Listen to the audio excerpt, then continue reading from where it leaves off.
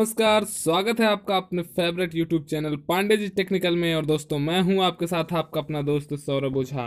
रात के 9 बज गए हैं, इसलिए आप सभी को गुड इवनिंग। और आज इस वीडियो में हम बात करने वाले हैं यूपी पॉलिटेक्निक के उन सभी स्टूडेंटों के जो कि फर्स्ट सेमेस्टर के सभी स्टूडेंट हैं, उनके लिए बहुत ही इम्पोर्टेंट सब्जेक्ट फिजिक्स के अबाउट चैप्टर नंबर 2 में आने वाले मापन की त्रुटियों के अबाउट। तो आज इसी चैप्टर के अबाउट हम देखने वाले हैं, इसकी पूरी इन्फॉर्मेशन लेने वाले हैं। इस चैप्टर के पूरे जितने भी इंपॉर्टेंट क्वेश्चंस बनते हैं उनको हम पढ़ने वाले हैं। तो दोस्तों, फटाफट चैनल को सब्सक्राइब कर दीजिए, अपने दोस्तों में शेयर कर दीजिए और इस वीडियो को एक लाइक जरूर दे दीजिए। ठीक है दोस्तों, तो आइए आज हम बात करते हैं chapter number 2 physics first semester के स्टूडेंटों के मापन की त्रुटियों के अबाउट। तो देखें, यह जो चैप्टर है, इस चैप्टर से आपको एक न्यूमेरिकल निश्चित रूप से मिलने वाला है। एक न्यूमेरिकल आपको मिलेगा और कम से कम 2 आपको थ्योरी मिलेगी। ठीक है, न्यूमेरिकल आपको 3 नंबर का रहने वाला है। ये आप पक्का पक्का समझ के रखिए कि इससे ही न्यूमेरिकल आने वाला है। आपका जो एग्जाम में न्यूमेरिकल आएगा वो एक न्यूमेरिकल इस चैप्टर से रहेगा और बहुत ही आसान न्यूमेरिकल रहेगा। आज हम उसी टाइप्स के न्यूमेरिकल्स आपको करवाने वाले हैं और वो थ्योरी भी इंपॉर्टेंट थ्योरीज भी बताने वाले हैं जो कि एग्जाम में आती हैं। तो दोस्तों, आइए बढ़ते हैं वीडियो में और देखते हैं आज का पहला क्वेश्चन। तो देखें, जैसा कि आपको आपकी स्क्रीन पर ही दिख रहा होगा, ये एग्जाम्पल नंबर 1 है, लेकिन मोस्ट इंपॉर्टेंट है। क्यों इंपॉर्टेंट है? क्योंकि ये 1990 में आया था। देखें, आप 1990 पे मत जाइए। 1990 के बाद ये क्वेश्चन 2003 में भी आया हुआ है। ठीक है, 2003 में आया था, उसके बाद 2007 में आया है, फिर 2011 में आया हुआ था और अभी हाल ही में 2017 में भी यह क्वेश्चन रिपीट हुआ है। तो इसलिए हम इस क्वेश्चन पर अच्छे से ध्यान देंगे, फोकस करेंगे और इस क्वेश्चन को हम समझेंगे, इसको कैसे आपको सॉल्व करना है। तो देखें, क्या कहा गया है कि एक ठोस घन की भुजा की लंबाई मापन में 3% तथा इसके द्रव्यमान मापन में 4% की त्रुटि है। देखिए, एक घन है आपका, उस घन की भुजा को मापने में 3% की त्रुटि होती है और उसके द्रव्यमान को मापने में 4% की त्रुटि होती है। तो आपको बताना है कि इसके घनत्व मापने में अधिकतम कितनी त्रुटि हो सकती है। देखें, इस तरह के सवाल आप बहुत ही आसानी के साथ बिल्कुल मुश्किल से 15 से 20 सेकंड में कर लेंगे। लेकिन अगर आपको ऐसे क्वेश्चंस करने हैं तो सबसे पहले आपको इसका कॉन्सेप्ट पता होना चाहिए। ठीक है, तो यह क्वेश्चन अगर आपको आएगा अभी, तो यह 2 नंबर का या फिर 3 नंबर का क्वेश्चन रहने वाला है और आप इसे फटाक से चुटकियों में कर देंगे। देखें, आपको जो भी प्रॉब्लम्स हो रही हैं, जो भी हम बता रहे हैं, मान लीजिए कुछ नहीं समझ में आ रहा, तो आप हमें कमेंट्स कर सकते हैं या फिर आप हमें मेल कर सकते हैं saurabha03722@gmail.com पर। तो देखें, इस क्वेश्चन में आपको जो लंबाई मापने में त्रुटि है, इसे हम सबसे पहले लिख लेंगे 3% और द्रव्यमान मापने में आपकी त्रुटि है 4%। आपको घनत्व के मापन में अधिकतम त्रुटि ज्ञात करनी है। तो घनत्व इज इक्वल टू क्या होता है? द्रव्यमान बटे आयतन। ठीक है, और आयतन इज इक्वल टू क्या होता है? लंबाई का क्यूब। तो जब आप यहां से घनत्व में अधिकतम प्रतिशत त्रुटि निकालेंगे तो ये आपका आ जाएगा डेल रो बटे del into 100 is equal to, आपका ऊपर द्रव्यमान है तो डेल एम बटे एम इंटू 100 प्लस एल की पावर क्यूब है। यहां पर आप ध्यान दीजिए, एल की पावर क्यूब है, इसलिए यहां पर हो जाएगा +3 डेल एल बटे एल इंटू 100। अब यहां पर जो ये आपका है डेल एम बटे एम इंटू 100, ठीक है, डेल एम बटे एम इंटू 100, इसी की वैल्यू आपको दी गई है 3%। और जो आपको डेल एल बटे एल इंटू 100 है, इसकी वैल्यू आपको दी गई है 4%। देखिए, एक चीज यही यहाँ पे बहुत ही इंपॉर्टेंट है, इसीलिए हमने इसको जूम किया है कि जो आपका ऊपर रहता है वो बिल्कुल सिंपली ऐसे आ जाता है, इसकी घात जितनी रहेगी उसका गुणक आगे हो जाता है। और यहाँ पर एल 3 टाइम है, इसीलिए 3 से इसमें गुणा हो जाएगा, डेल एल बटे एल इंटू 100 हो जाएगा। तो अब आपको कुछ नहीं करना है, बहुत ही आसानी के साथ आप लगा सकते हैं। इसके प्लेस पर आप रख देंगे 3 और इसके प्लेस पर आप रख देंगे 4।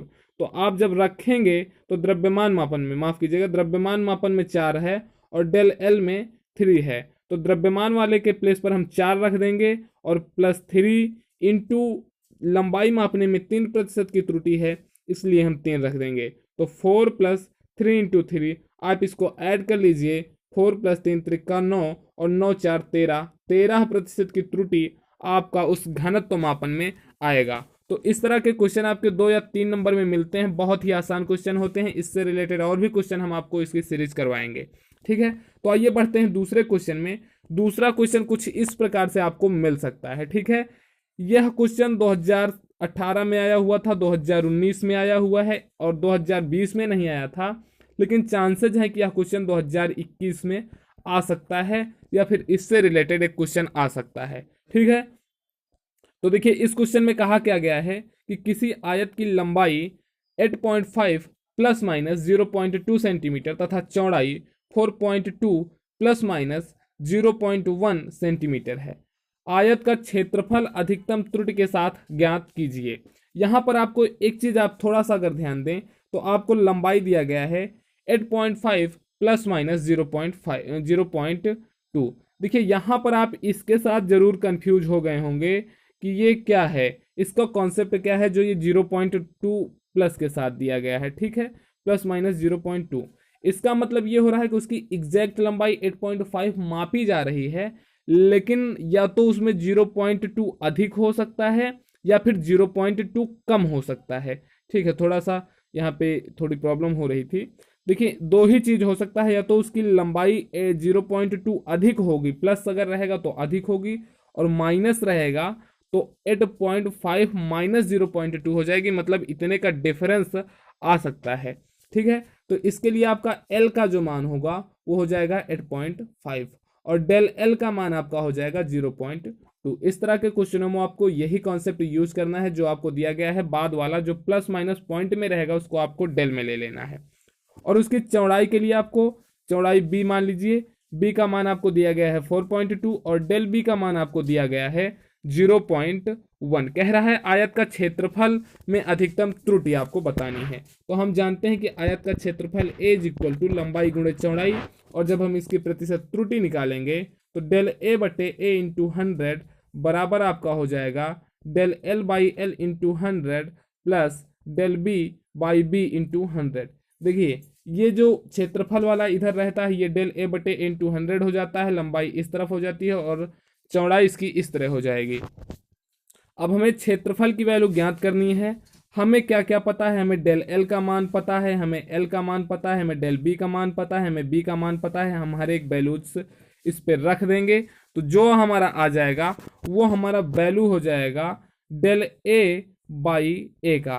तो डेल ए बाई ए की वैल्यू हमारी यहाँ से जब हम रखेंगे 0.2 बाई 8.5 प्लस 0.1 बाई 4.2, जब हम इसको सॉल्व करेंगे तो हमारा आ जाएगा 0.04। ये 0.04 जो आएगा ये डेल ए बटे ए की वैल्यू हो जाएगी, ठीक है।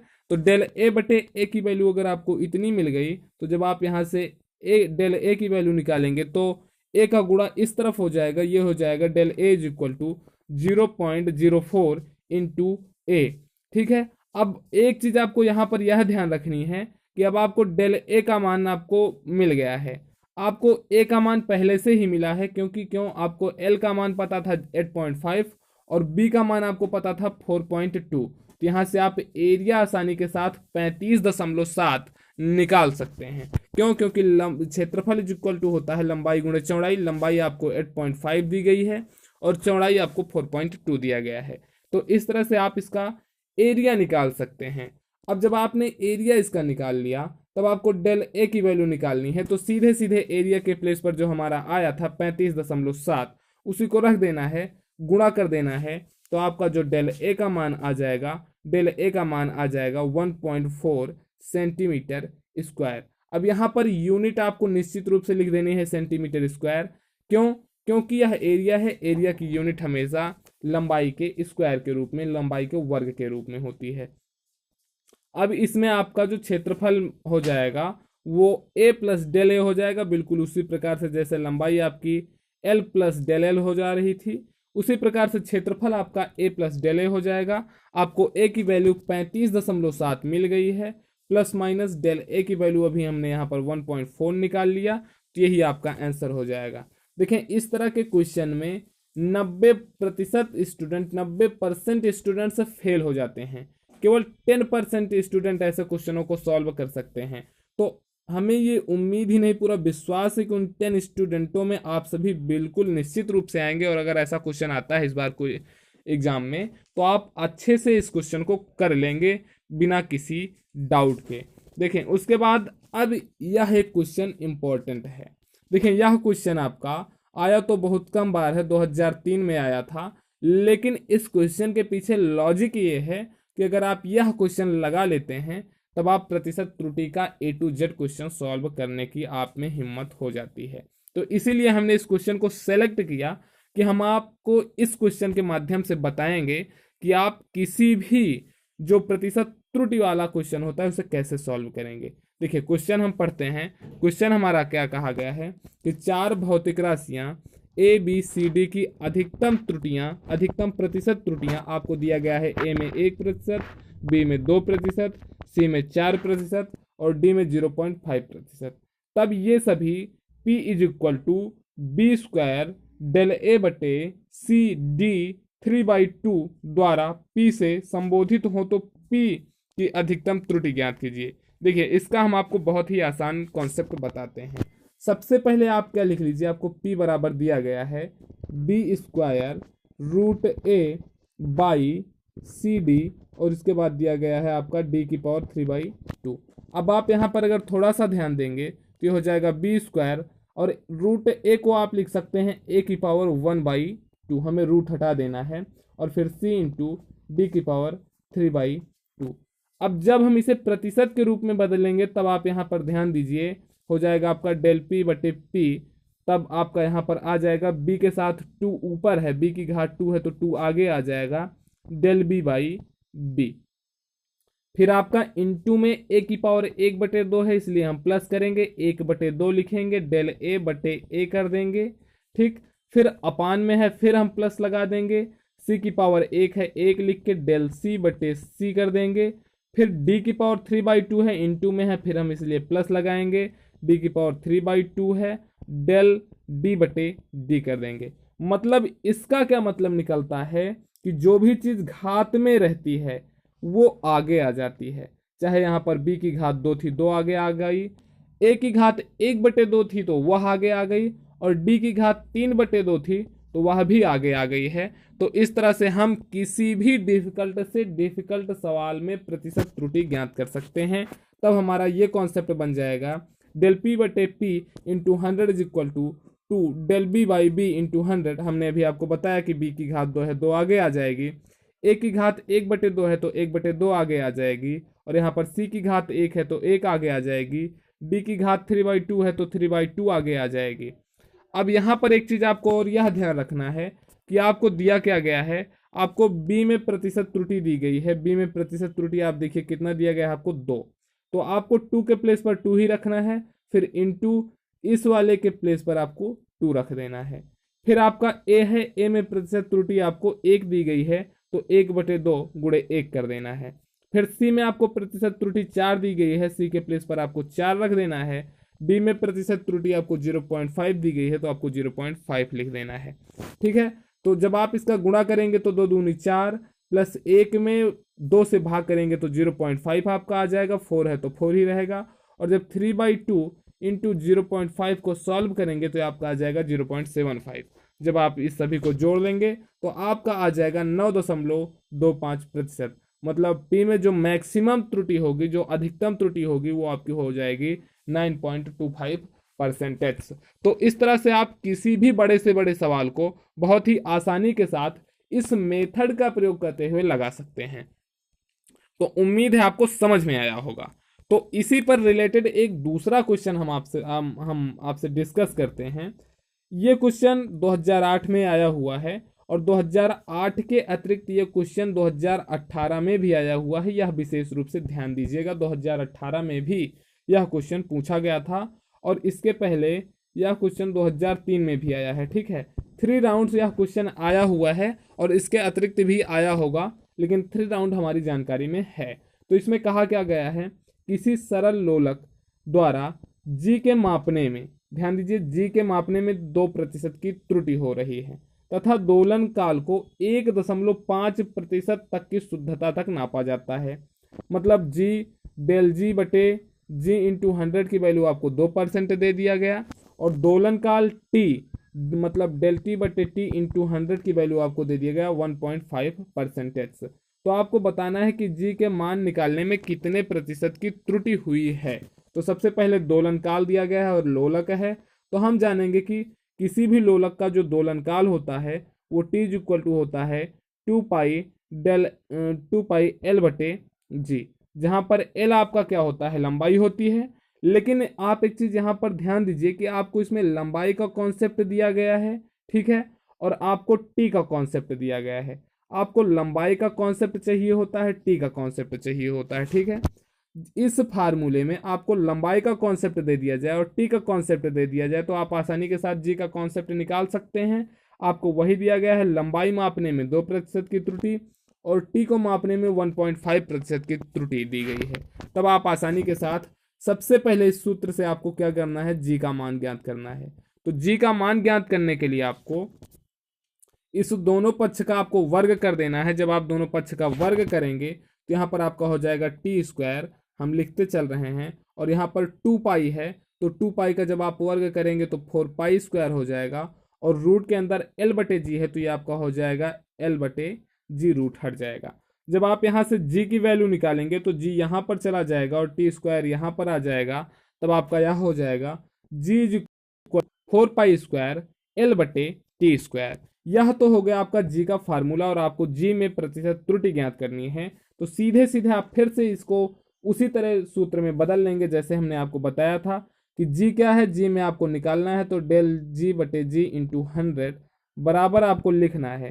देखें 4 पाई स्क्वायर कांस्टेंट है और कांस्टेंट में प्रतिशत त्रुटि 1 होती है, इसीलिए कांस्टेंट वाले पदों को हटा दिया जाता है। यह सवाल इसीलिए दिया जाता है कि कहीं बच्चा कांस्टेंट वाले को जोड़ दे और गलती हो जाए, उसकी बुद्धिमत्ता को देखने के लिए ऐसे क्वेश्चन से पूछे जाते हैं। तो आपको यह ध्यान देना है कि 4 पाई स्क्वायर कांस्टेंट है, इसीलिए कांस्टेंट हट जाएगा। अब आपका है एल है, तो एल की पावर 1 है तो आपका हो जाएगा 1 इंटू डेल एल बटे एल इंटू 100, ठीक है। फिर आपका नीचे कितना है, बटे में है, फिर आप प्लस लगा देंगे। टी स्क्वायर है, टी की पावर 2 है, 2 कर देंगे इंटू डेल टी बटे टी इंटू 100। आपको डेल एल बटे एल में प्रतिशत त्रुटि दी गई है 2, प्लस आपको 2 ये लिखना है, गुणे में इसका मान आपको दिया गया है 1.5। अब आप इसको सॉल्व करेंगे तो 2 और 2 में 1.5 से गुणा करेंगे तो आपका आ जाएगा 3, और दोनों को ऐड कर देंगे तो आपका आ जाएगा 5। करेक्ट आंसर हो जाएगा। तो इस तरह से आप ऐसे सवालों को बहुत ही आसानी के साथ लगा सकते हैं। देखिए बिल्कुल वही कॉन्सेप्ट यहाँ पर भी बताया गया है जो हमने आपको बताया है। अगर आपको दोस्तों कहीं भी कुछ भी डाउट रहता है तो आप फटाक से हमसे पूछ लिया करिए, क्योंकि हमारा आपके लिए वीडियो लेकर के आने का पूरा प्रयास ही यही है कि हम आपके सभी समस्याओं का निराकरण कर सकें। देखें एक चीज यहाँ पर हम आपको इसी पर रिलेटेड हमने अभी जस्ट सवाल देखा है कि कोई भी अगर दो मानक, मान लीजिए P बराबर आपको दे दिया गया A बटे B, ये दो मानक बटे में हैं और इनमें आपको प्रतिशत त्रुटि निकालनी है, तो कैसे हम निकालते हैं? इसके लिए प्रतिशत त्रुटि का जो सूत्र होता है वो हो जाता है डेल P बटे P into 100 is equal to A की पावर 1 है तो 1 डेल A बटे A इंटू 100 प्लस लगा देते हैं हम। अब एक चीज यहाँ पर यह हम आपको इसी के साथ बता दें, अगर भाग है या फिर गुणा है तब इसके प्लेस पर आपका प्लस आ जाता है, यह ध्यान रखिएगा। बस अगर आपको यही पता हो गया तो आप आसानी के साथ सब कुछ कर सकते हैं, प्रतिशत त्रुटि के सारे सवाल लगा सकते हैं। तो अगर आपको दे दिया गया P is equal to A by B का, तो इसका हो जाएगा डेल P बटे P इंटू 100 बराबर del A by A into 100 plus del B by B into 100। A ऊपर था तो ऊपर लगा दिया, बीच में डिवाइड था, बटे का मतलब डिवाइड होता है, प्लस लगा दिया, बी वाला बाद में था तो बी कर दिया, ठीक है। तो इस तरह के साथ आप आसानी के साथ कोई भी सूत्र बना सकते हैं। चलिए अगला सवाल हमारा क्या है, एक तार की लंबाई आपको दी गई है 25.5 सेंटीमीटर नापी गई है और त्रिज्या आपको दिया गया है 1.02 mm। देखिए ये सेंटीमीटर में है, यह mm में है, इसके लिए ध्यान दें। तो इसके आयतन को मापने में कितने प्रतिशत की त्रुटि हो सकती है? एक तार की लंबाई इतनी नापी गई है और इसकी त्रिज्या इतनी नापी गई है, इसके आयतन के मापन में प्रतिशत त्रुटि आपको ज्ञात करनी है। तो ऐसे सवालों को ज्ञात करने के लिए सबसे पहले आपको देखना है कि लंबाई किस में मापी गई है, सेंटीमीटर में। और सेंटीमीटर का जो परम त्रुटि का मान होता है वो होता है 0.1 सेंटीमीटर। और आपकी जो त्रिज्या मापी गई है वो किस में मापी गई है, एमएम में। तो एमएम का जो परम त्रुटि होता है वो होता है 0.01 एमएम। मतलब आपको एल का मान ये दे दिया गया, डेल एल का मान आपको पता है कि सेंटीमीटर का परम त्रुटि होता है 0.1 सेंटीमीटर, और आपको आर का मान दिया गया है ये, और आपको डेल आर का मान यहां से पता चल गया। अब तार है, तार का मतलब एक बेलन है। बेलन का आयतन जो होता हो, बेलन का आयतन होता है पाई आर स्क्वायर एच। आपको इसी सूत्र पर रख देना है और आसानी के साथ ये सवाल लगा लेना है। देखें कैसे लगाना है। आपको एल का मान आपको दिया गया है, डेल एल का मान हमें मिल गया, आर का मान दिया गया है, हमें डेल आर का मान मिल गया। अब हमें वी का मान ज्ञात करना है। बी इक्वल टू होता है आपका पाई आर स्क्वायर एच। पाई क्या है, आपका एक कांस्टेंट है, तो पाई का जो त्रुटि होगा वो 1 हो जाएगा, पाई हट जाएगा, सीधी सी बात है। बी का प्रतिशत त्रुटि आपका हो जाएगा डेल बी बटे बी इंटू 100 बराबर आर की पावर 2 है तो 2 आगे आ जाएगा, 2 इंटू डेल आर बटे आर इंटू 100। और फिर आपका एच है, एच का मतलब आप यहाँ पर एल भी लिख सकते हैं। तो एल में प्रतिशत त्रुटि आपकी हो जाएगी डेल एल बटे एल इंटू 100। अब यहाँ पर यह आपको ध्यान देना है कि 2 के जगह पर 2 आप लिख दीजिए।